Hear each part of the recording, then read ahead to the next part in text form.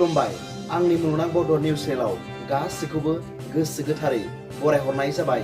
बे समाव आं नोंथांमोननि सिगाङाव फुंबिलिनि मोननैसो खौरां लाना फैलायबाय। अन्नानै भिडिअखौ जोबजासिम फारि फारि नायलांदो। गिबि रादाबाव दं क'क्राझार जिल्ला गरसेगाव महकुमानि सिङाव थानाय खुसुगाव मा महामाया मन्दिराव सिखाव खावनाय जाथाय। मैया थांनाय हरनि समाव सिखावा खावनानै लाङो जिलाखसोनि सना रुफा बायदि बायदि अलंखारफोरखौ। मन्दिर कमिटिनि सुबुंफोरा फोरमायनाय बायदिब्ला थांनाय मोनानि 3:40 मिनिटसो समाव सिनाय मोनै दुथां आखुनि साथाम सुबुंफोरा मन्दिरनि थाला हास'ना हाबनानै मा महामायानि सनानि मुकुट लांनाय आरो आलमारि दैखोना लांनाय सुबुंफोरा सीसीटीवी केमेरानि गेजेरजों सेबखांनाय नुनो मोन्दों। नैथि रादाबाव दं दिल्लीनि देहा फाहामसालियाव अर खामनायनि जाहोनाव जोनोम जागोदान गथ'फोरनि जिउ खहा। पुलिसनि बायदिब्ला दिल्लीनि गंसे देहा फाहामसालियाव अर खामनायनि जाहोनाव खमैबो 6 जोनोम जागोदान गथ'फोरा जिउ गोमादों।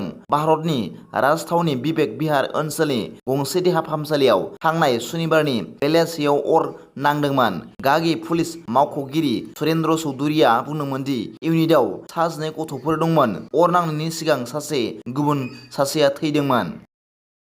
थामथि रादाबाव दं बारहुंखाया घन्टासेयाव 110 निफ्राय 120 किल'मिटार गोख्रैथिजों सौफैगासिनो। ट्रेनफोर आरो बिरखंफोरखौ बन्द खालामनाय जादों। आसामावबो रेड एलार्ट फोसावदों। बारहुंखा रिमलआ जोबोद गोख्रैथिजों बेंगलनि बोरिमाथिं दावगालांगासिनो दं। बे समावनो रिमलआ सोनाब बेंगल आरो बांलादेश बोरिमायाव गिनाय सोमजिहोदों। रुद्रमुर्तिया बेंगलनि बायजोआव दं।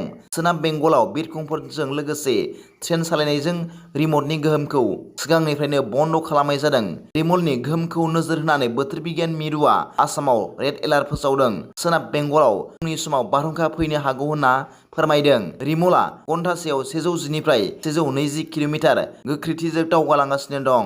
नाथाय बोरिमायारि ओनसोलाव रिमलनि गोख्रैथिया घन्टासेयाव 135 किल'मिटार जागोन। बोथोर बिगियान मिरुनि बायदिब्ला रिमलआ बांलादेशनि मंगलानि खोला सोनाबाव हर गेजेराव गोबां गोहोजों बोरिमायाव सौहैगोन।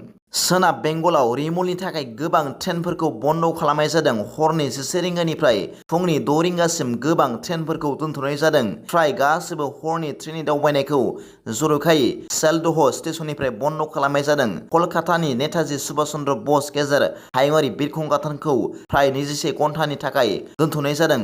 मोनसे हस्रिखावनाय दं जायनि थाखाय दावबायनायनि गेजेराव दावराव-दावसि जायो।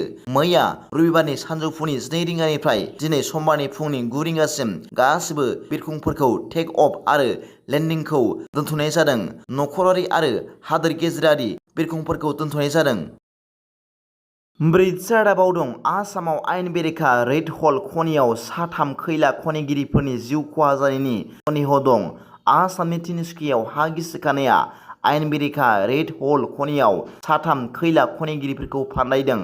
मावख'गिरिया बुङो खैला खनिफोरा थैबाय होनना फोथायनाय जायो। बिथाङा बुङो दि 4 खैला मावसाफोरा रेड हल खनिनिफ्राय आयेन बेरेखा खैला बायनायाव लोब्बा दंमोन। जिल्ला खुंथायनि सासे गागि मावख'गिरिया खौरां एजेन्सि PTI नो फोरमायनाय बायदिब्ला बे जाथाया लेड'नि टिकक कलियरिनि सिङाव थानाय बरग'लाइ आरो नामदांनि गेजेराव आयेन बेरेखा टिकक सोनाब खनिनि थावनियाव फुंनि 12:30 रिंगासोआव जादोंमोन। दिनैनि फुंबिलिनि मोननैसो खौरांफोरा दा बेखिनिल'मोन।